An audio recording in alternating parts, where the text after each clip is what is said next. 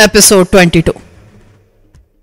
उन्होंने मुझे अपना मद्दे मुकाबिल नहीं दिखाया और बहुत से पहरेदारों के घेरे में एक चौकोर अखाड़े में ले आए, जिसकी सीढ़ियों के नीचे बहुत सी छोटी छोटी कोठरियां बनी हुई थीं। वो मुझे तंगोतारी कोठरी में धकेल कर चले गए, जिसके दरवाजे पर मुताद्दिद मुहाफिज मुतय्यन थे। कोठरी बेहद गलीज थी। न सिर्फ उससे बल्कि मुलिका कोठरियों से भी बदबू के भपके उठ रहे थे। मुलिका कोठरियों में लड़ाका गुलाम महबूस थे। उनमें से कुछ रो रहे थे, कुछ गालियां बक रहे थे और कुछ कहकहे लगा रहे थे। यहाँ आते वक्त मैं उन कोठरियों में झांकता आया था कि कहीं शायद पीलू दिखाई दे जाए, मगर वो किसी कोठरी में नजर न आया। मैं ये सोचकर बेहद मखमूम हो गया कि उस गरीब का मुस्तकबिल मुझसे भी ज्यादा तारीख हो गया है। मुझे बहुत अच्छा खाना दिया गया। फिर थोड़ी देर बाद कप्तान बर्दाश्त और महापुजारी करेड आ गए। बर्दाश्त खासा बना सवरा हुआ था और बहुत खुश दिखाई देता था। चूंकि तुम कबील जस्सा, तंदुरुस्त, तवाना और जंगजू आदमी हो और गुलामों के जुमरे में भी नहीं आते, इसलिए तुम एक अंधे आदमी की माजूरी से नाजायज फायदा उठाना पसंद नहीं करोगे। तुम्हें तारसू के साथ एक अंधेरे कमरे में मुकाबला करना होगा, ताकि जिस तरह उसे कुछ दिखाई नहीं देता तुम भी कुछ ना देख सको। क्या तुम इन बातों से मुत्तफिक हो? हाँ। मुकाबले में कौन से हथियार इस्तेमाल किए जाएंगे? तुम सिर्फ अपने हाथ इस्तेमाल करोगे, मगर तारसू को तलवार दी जाएगी। वो तुम्हारे मुकाबले में छोटा है। क्या तुम्हें सिलसिले में कोई एतराज है? इससे पहले कि मैं कुछ कहता, महापुजारी बोल उठा, यह एतराज नहीं कर सकता। मलिका का यही हुक्म है और मलिका का महबूब बनने के लिए इसे जान की बाजी लगाना ही पड़ेगी। बर्दाश्त ने, जो कभी खुश नजर आता था और कभी नाखुश, मुझ पर तंज करते हुए कहा, तुम मेरी तवक्कुआत से कहीं ज्यादा खुश नसीब निकले सरफरोश। तुमने जीना को हारकर उसकी मां को जीत लिया है। तुम भी जीना को हार चुके हो कप्तान। अगर वो जहाज पर सजा भुगतने के लिए भेज दी गई है तो वो तुमसे भी इतनी ही दूर है जितनी कि मुझसे। फिर मैंने तो उसे पाकर खो दिया है, मगर तुम तो उसे पा ही ना सके। यह सुनकर वो दोनों हंस पड़े। बर्दाश्त बोला, तुम ठीक कह दो सरफरोश, लेकिन तुम जानते नहीं और ना कभी जान सकोगे कि सरामा में क्या होता है। खैर हटाओ, अब तुम मौत के मुकाबले के लिए तैयार हो जाओ। मेरी बद्दुआएं तुम्हारे साथ हैं। तारसू को फतह नसीब होगी। फिर उसने मुहाफिजों को हुक्म दिया कि मुझे अखाड़े में ले चले। वो मुझे अपने नरगे में लिए हुए अखाड़े के वस्त में ले आए। मैंने चारों तरफ नजर दौड़ाई। अखाड़े की सीढ़ियां तमाशाइयों से खाली थी, लेकिन यह अंदाजा लगाना मुश्किल ना था कि अखाड़े में बैक वक्त 1 लाख तमाशाई आ सकते थे। मैदान में रेत बिछी हुई थी और वस्त में जमीन के साथ एक जगह तख्ता नस्ब था, जिसमें लोहे का कड़ा लगा था। यह तख्ता दरअसल जमीन दोज अखाड़े का दरवाजा था। मुहाफिजों के इशारे पर चंद गुलामों ने कड़ा पकड़कर तख्ता उठाया तो नीचे उतरने वाली सीढ़ियां दिखाई देने लगी। बर्दाश्त, जिसने हाथ में तलवार पकड़ रखी थी, जीने की तरफ इशारा करते हुए बोला, चलो नीचे उतरो। तारसू तुम्हारी राह देख रहा है। तारसू अंधा है, मगर मेरी आंखें भी अंधेरे में देखने के काबिल नहीं हुई। मलिका ने इंसाफ का तकाजा पूरा करने का हुक्म दिया है, जैसे बहर तौर पूरा किया जाएगा। अब देर मत करो। शाफरान तुम्हारी रहनुमाई के लिए मौजूद है।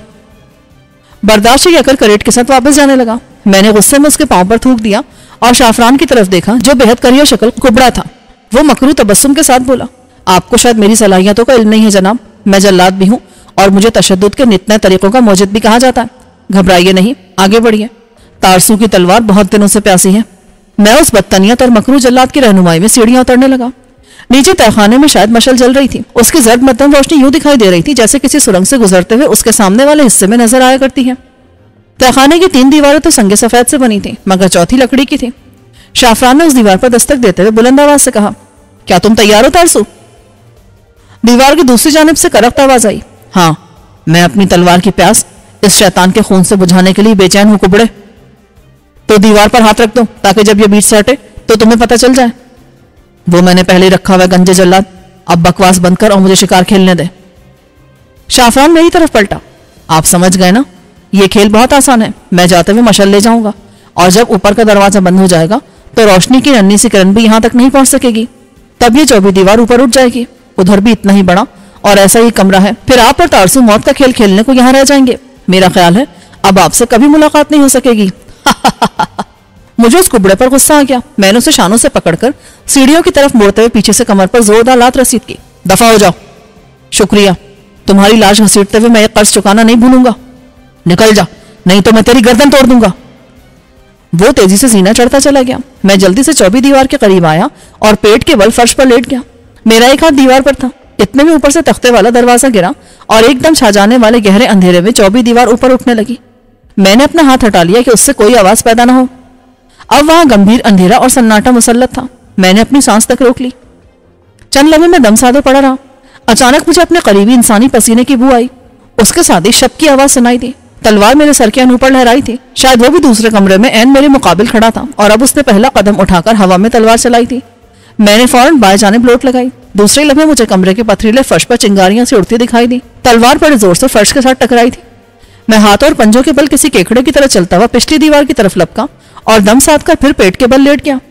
मेरी छठी हिस्स तेजी से काम करने लगी थी। मैंने जहन में कमरे का नक्शा बनाया। जीना मेरी पुष्ट पर तकरीबन 10 कदम दूर था। वो इतना तारीक था कि उसमें तलवार नहीं घुमाई जा सकती थी। मैंने सोचा, अगर मैं तारसू को वहां तक ले जाऊं तो कैसा रहेगा। जब वो तलवार घुमाने के काबिल नहीं रहेगा तो मैं आसानी से उसे ठिकाने लगा दूंगा। मगर ये बात की बात थी, अभी तो मुझे उसके अंधे वार से बचना था। और फिर यह सोचकर मुझे झुरझुरी आ गई कि अगर अंधेरे में उसका वार मुझ पर पड़ जाए तो। इतने में टन से कोई चीज मेरे सामने फर्श पर गिरी। ये कोई कंकर मालूम होता था, मगर मैं अपनी जगह साकित रहा। तारसू ने मुझे खोजने के लिए बहुत पुरानी चाल चली थी। एक लम्हे बाद फिर वही बू मेरे नथनों से टकराई, मगर अब उसमें तेल या चर्बी की बिसांध भी शामिल थी। मैं बिजली की सी सूरत के साथ दीवार से हट गया। मेरी हटती तलवार दीवार से टकराई और उस टक्कर से उड़ने वाली चिंगारियों से मैंने अंदाजा लगा लिया कि तारसू कहाँ खड़ा होगा। इससे पहले कि वो दूसरा वार करता, मैं फ्लाइंग किक मारने के अंदाज में उसकी तरफ उछला तो मेरा एक पैर तारसू के जिस्म से टकरा गया। वो गिरा, तलवार फर्श से टकराई और उसके साथ ही मैं उस पर जा पड़ा, मगर मेरा आधा धड़ उस पर और आधा फर्श पर था। मैंने अपने वजन और ताकत से उसे दबोचकर बेबस करना चाहा, लेकिन उस कमबख्त अपने जिस्म पर चर्बी या तेल मला हुआ था, इसलिए वो मछली की तरह फिसल फिसल जाता था। मैं अपने हाथ इसलिए इस्तेमाल नहीं कर सकता था कि उनसे मैंने उसके हाथ पकड़ रखे थे ताकि वो मुझ पर तलवार का वार ना कर सके। वो अंधा जसामत में मुझसे कम होने के बावजूद बेहद अय्यार और चुस्त चालाक निकला। इस जद्दोजहद के दौरान उसने अपने दांत मेरे नरखरे में गाड़ने की कोशिश की तो मैंने टक्कर मारकर उसकी नाक तोड़ दी। उसने अपना बायां हाथ छुड़ाकर मेरी दाढ़ी नोचना शुरू कर दी और मेरे पेट पर घुटनों से जरबे लगाने लगा। मैं दर्द से बेताब हो गया, मगर मैंने उसका तलवार वाला हाथ ना छोड़ा, बल्कि अपनी तमाम तर कुव्वत समेटकर उसे तोड़ने की कोशिश करने लगा। वो मेरी चाल समझ गया। उसने तलवार फेंक दी जो फिसलती हुई दीवार से जा टकराई। मैंने तारसू को छोड़ा और उस तरफ बढ़ना चाहा जिधर तलवार गिरी थी, मगर तारसू किसी जोंक की तरह मुझसे लिपट गया और बुरी तरह मुझे नोचने खसोटने लगा। जब मैं उसे गिरफ्त में लाने की कोशिश करता तो वो फिसल जाता, और जब मैं आगे बढ़ना चाहता तो वो मुझसे लिपट जाता। आखिर में फर्श पर लौटता हुआ तलवार की सिम बढ़ने लगा, मगर तारसू ने भी मेरे साथ लोट लगाई और उसका हाथ मुझसे पहले तलवार पर जा पड़ा। लेकिन मैंने उसे तलवार इस्तेमाल करने की मोहलत ना दी। उसने दोबारा तलवार उछाल दी। तलवार फिसलती हुई कमरे की दूसरी दीवार से जा लगी। वो खुद भी मेरे हाथों से फिसलकर मेरी दस्तरस से दूर हो गया। मैंने इधर उधर हाथ पांव मारे, मगर उसे तलाश करने में नाकाम रहा। यकायक दूसरी दीवार के करीब जरा आहट सी हुई। वो तलवार के करीब पहुंच चुका था। अब उधर जाना बेहद खतरनाक था। मैं जल्दी से हाथ और पंजों के बल बैठ गया। इस्तराब और दहशत भरे लम्हे जागुसल महसूस होने लगे। दफतन फातिहाना नारे के साथ फर्श पर तलवार टकराने की आवाज आई। वो तलवार ढूंढ चुका था। मैं किसी भी लम्हे उसकी जद में आ सकता था। मैं जल्दी से पीछे हटकर जीने की तरफ खिसकने लगा। जीने की दीवार के पास पहुंचकर मैंने फर्श को टटोला कि शायद कोई उखड़ा हुआ पत्थर ही मिल जाए। खुशकिस्मती से मुझे एक पत्थर मिल ही गया। मैंने उसे हथियार के तौर पर इस्तेमाल करने की गर्ज से जोर लगाकर उखाड़ लिया। पत्थर उखड़ने की आवाज पर दूसरी दीवार के करीब से पहली बार तारसू की आवाज आई। तुम जीने की तरफ जा रहे हो? मेरे हाथों मरने वाले वो तीनों भी जीने तक पहुंच गए थे। उनका ख्याल था कि मैं तंग जीने में तलवार नहीं घुमा सकूंगा और वो मुझ पर काबू पा लेंगे, मगर ये उनकी भूल थी। यकायक उसने तलवार घुमाई तो गंभीर खामोशी में मुझे शप शप की आवाज वाज़ेह तौर पर सुनाई दी। मैंने अपनी मुट्ठी से दुगना पत्थर मजबूती से थाम रखा था। मैं पहली सीढ़ी पर खड़ा हो गया कि अब उसने हवा में तलवार चलाई तो उसे पत्थर खींच मारूंगा, मगर ख्याल आया कि अगर निशाना खता हो गया तो महज आवाज पर पत्थर से निशाना लगाने का यह मेरा पहला तजुर्बा था। अचानक तारसू ने अजीब और दहशत अंगेज अंदाज में मुसलसल हंसना शुरू कर दिया। वो हंसने के साथ साथ आगे भी बढ़ रहा था। मैं लाशौरी तौर पर दूसरी सीढ़ी चढ़ गया। फिर मुझे एक और ख्याल आया कि वो जीने में तलवार घुमाने के बजाय उसे घोंपने के अंदाज में इस्तेमाल करेगा, क्योंकि वहां यही मुमकिन था। मैंने चश्मे तसव्वुर से देखा कि मैं सीढ़ियां चढ़कर ऊपर जा चुका हूँ। तारसू जीने में तलवार लिए इस तरफ आगे बढ़ रहा है। फिर वो जीने के दाएं बाएं और ऊपर नीचे वार करता है और मेरे लिए मजीद पीछे हटने की गुंजाइश नहीं रहती। इस तसव्वुर ने मेरी छठी हिस्स को बेदार कर दिया। मुझे कोहनवर्दी की एक तरकीब याद आ गई जिसके जरिए आदमी दो तंग चट्टानों के दरमियान एक पर पांव जमाकर और दूसरी से पीठ लगाकर ऊपर चढ़ सकता है। मैंने यही तरकीब आजमाने का फैसला करते हुए जीने की एक दीवार के साथ कमर और दूसरी दीवार के साथ पांव जमाकर ऊपर खिसकना शुरू कर दिया। खुरदुरी दीवार से मेरी कमर छिलने लगी, मगर मैंने परवाह न की। वो पत्थर मैंने रानों में दबा लिया था और जितनी तेजी से ऊपर को खिसक सकता था खिसकने लगा। चंद लम्हों के बाद तारसू के कहकहे बंद हो गए और कमरे में सन्नाटा छा गया। उस सन्नाटे की वजह से उसने मेरे ऊपर को खिसकने की आवाज सुन ली और जीने के पास आ गया। मेरे खिसकने की आवाज ने उसे यकीन दिला दिया था कि मैं जीने पर पहुंच चुका हूं। उसने इत्मीनान की सांस ली। मैं समझ गया कि अब वो मेरे कत्ल के लिए तैयार हो चुका है और आगे बढ़ने वाला है। मैंने आहिस्तगी से पत्थर निकालकर बड़ी मजबूती के साथ उसे एक हाथ में थाम लिया। मैं जीने में इतना ऊपर पहुंच चुका था कि वो मुझे छुए बगैर निकल सकता था। उसने तलवार से पहली सीढ़ी टटोली तो मैं बिल्कुल तैयार था। जो ही मुझे बदबू का भपका आया, मैं बड़े जोर से पत्थर वाला हाथ नीचे लाया। मेरा ख्याल था कि पत्थर उसके सर पर पड़ेगा, मगर वो उसके शाने और हंसली की हड्डी पर लगा जो यकीनन टूट गई होगी। तारसू उस अचानक हमले और जरब की शिद्दत से लड़खड़ाया और उसने तलवार ऊपर उठाई जो मेरी रान को जख्मी कर गई। मैंने जल्दी से उसकी गर्दन अपनी टांगों की कैंची से जकड़ ली और अपना पूरा वजन उस पर डाल दिया। वो डगमगा कर गिरा तो तलवार उसके हाथ से छूट गई। मैं भी उसके साथ ही गिरा था, मगर मैंने उसकी गर्दन ना छोड़ी। वो मुझे नोचने काटने लगा। पेशतर इसके कि उसकी गर्दन मेरी टांगों की जकड़बंदी से निकलती, मैंने दोनों हाथों से उसका टेटवा दबा दिया और उसका सर फर्श से टकराना शुरू कर दिया। तीसरी चौथी टक्कर पर उसका भेजा पाश पाश हो गया और उसके हलक से ऐसी चीख निकली जैसे उसने दम तोड़ दिया हो। मैंने उसके मुर्दा जिस्म को पांव से धकेला तो वो फर्श पर फिसलता चला गया। अब मैंने हाथ से टटोलकर रान पर लगने वाले जख्म का मुआयना किया। जख्म गहरा नहीं था, मगर उससे खून जारी था, जिससे मेरी टांग तरबतर हो गई थी। मैंने जल्दी से आगे बढ़कर तारसू का मुर्दा जिस्म तलाश किया और उसकी कमर से पेटी उतारकर अपनी रान के जख्म पर बांध दी ताकि खून ज्यादा निकलने ना पाए। फिर मैंने तलवार तलाश की और सीढ़ियां चढ़ने लगा, मगर जीना अबूर करते करते मैं एकदम रुक गया। मैंने सोचा, मौत का मुकाबला तो मैं जीत ही चुका हूँ, फिर उसे ड्रामाई रंग देकर लोगों को मरूब क्यों ना किया जाए।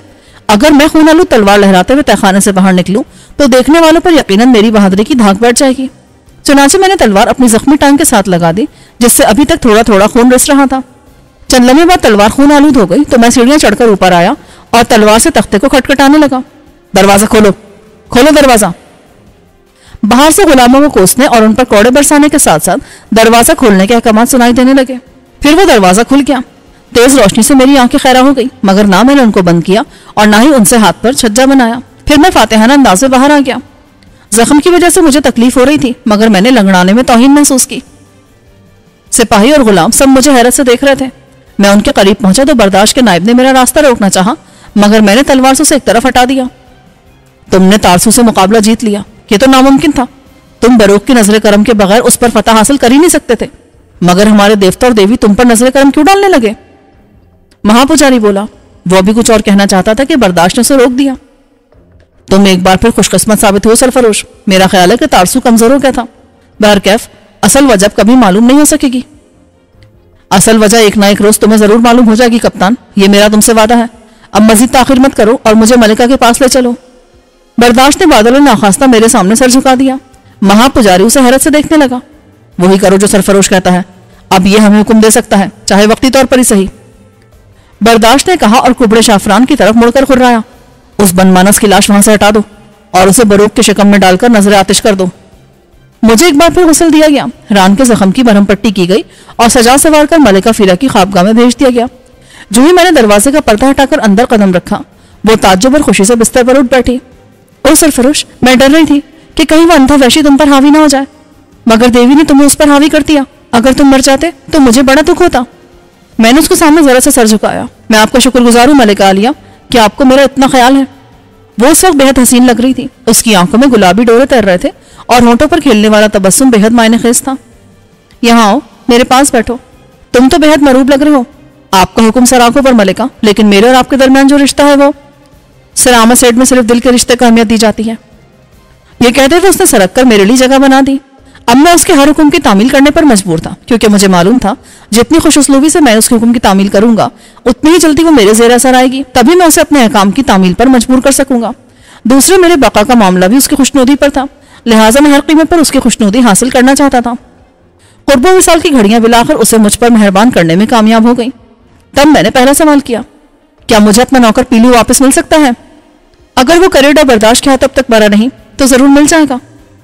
मगर उनका पीलू से क्या ताल्लुक है? करेड ने पीलू को मुझसे मांगा था। बर्दाश्त ने भी उसकी तायद और सिफारिश की तो मैं इनकार न कर सकी और पीलू को उसके हवाले करने का हुक्म दिया। मुझे मलिका की इस बात ने सोचने पर मजबूर कर दिया कि आखिर वो बर्दाश्त की बात क्यों न टाल सकी। वो मलिका फीरा पर इस कदर हावी क्यों है कि वो उसे इनकार ना कर सकी।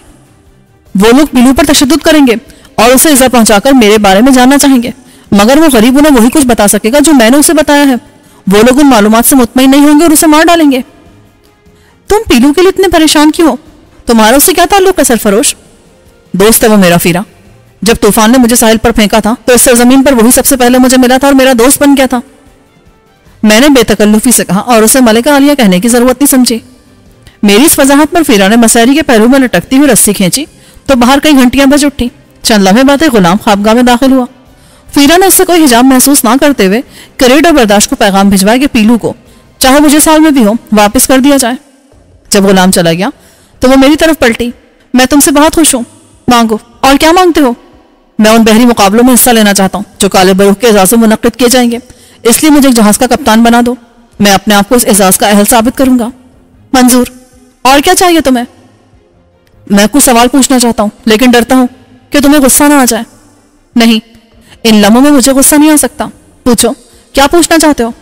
महापुजारी करेट और बर्दाश्त का आपस में क्या ताल्लुक है? ये मैं इसलिए जानना चाहता हूँ कि वो मुझे साजिशी नजर आते हैं। तुम्हारे बारे में सच्ची बताया गया था कि तुम दाना और दूरअंदेश हो। तुम्हारा अंदाजा ठीक है कि वो साजिशी हैं। मेरे जासूस भी मुझे बता चुके हैं कि वो मेरे खिलाफ साजिश कर रहे हैं।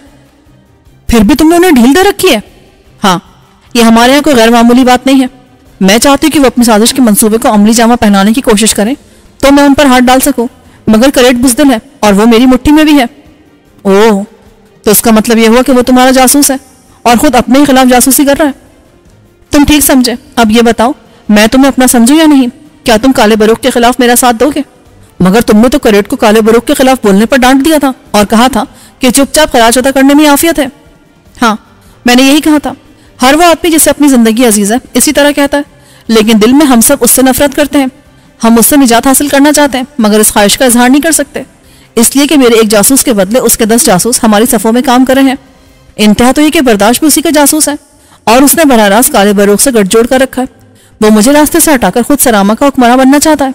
ये कहते कहते ना सिर्फ उसकी आवाज़ भर्रा गई, बल्कि उसकी आंखों में आंसू भी तैरने लगे। मैंने उसे जुबानी दिलासे देने के बजाय उसका शाना थपका तो वो फिर बोली, बर्दाश्त की गद्दारी का बायस शायद यह है कि वो खालिद सरमानी नहीं बल्कि दोगला है, और ये बात पूरे सरामा में सिर्फ मैं ही जानती हूँ। वो कैसे? तुम्हें कैसे मालूम हो कि वो दोगला है? मैं उसकी माँ हूँ सरफरोश। फीरा बोली तो मुझे यूं लगा जैसे उस इंकशाफ से मेरी खोपड़ी पर जबरदस्त धमाका हुआ हो। मैं सोचने लगा कि क्या उसके बारे में मशहूर रिवायतें वाकई सच हैं? क्या वो अजल से जिंदा है और अब तक जवान रहेगी? क्या वो कभी बूढ़ी नहीं होगी? शायद तुम्हें मेरी बात का यकीन नहीं आया, मगर यह हकीकत है।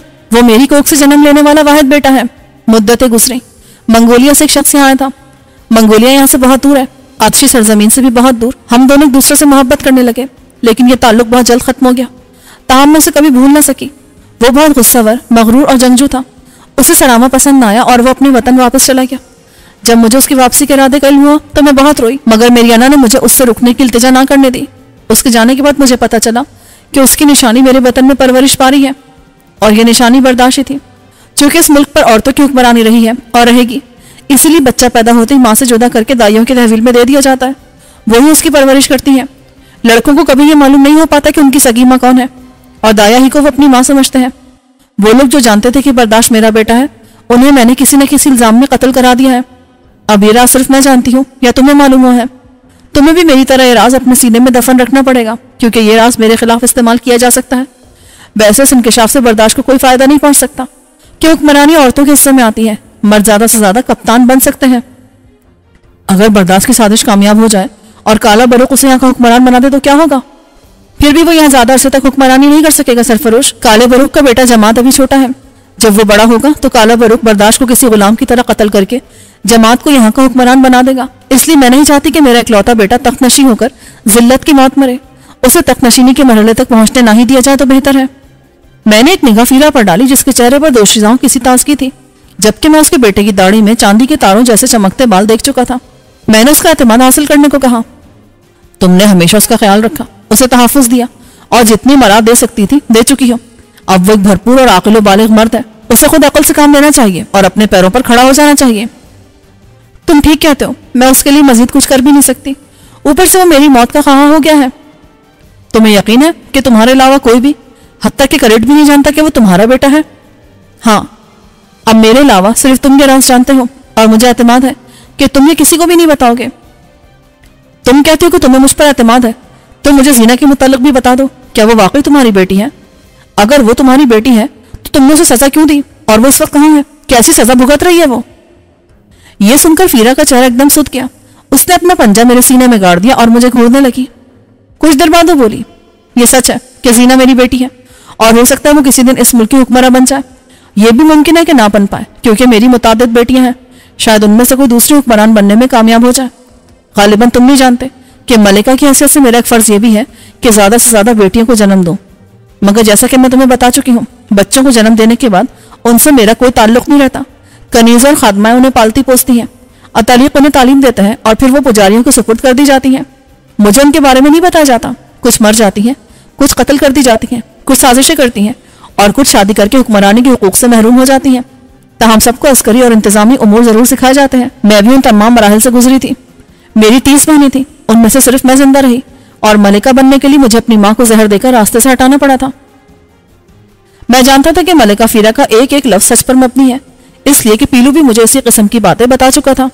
ये सब तो ठीक है फीरा, तुमने अपने बारे में बहुत कुछ बता दिया, लेकिन जीना के मुताल्लिक कुछ नहीं बताया। मैं उसके बारे में इसलिए जानना चाहता हूँ कि उसने मेरे साथ शादी की थी और यही बताने वो तुम्हारे पास आई थी। मुझे सिर्फ इतना बता दो कि वो सही सलामत है या नहीं। वो बिल्कुल ठीक है सरफरोश, कोई आम आदमी उसे छूने की जरूरत भी नहीं कर सकता। सिर्फ मुझे और उसकी बहनों को यह हक हासिल है कि उसे सजा दे सके। उसे भी हमारे खिलाफ साजिश करने और हुक्मरान बनने का हक हासिल है। तो फिर जहाज पर सजा भुगतने का क्या मतलब है? वो एक ऐसे जहाज पर सजा भुगत रही है जिस पर कप्तान के अलावा बाकी सब औरतें हैं।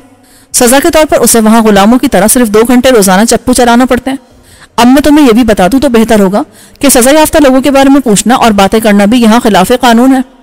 मैंने उसके बारे में सिर्फ इसलिए पूछा था कि वो मुझे पसंद थी और मैं नहीं चाहता था कि उसे कोई तकलीफ पहुंचे।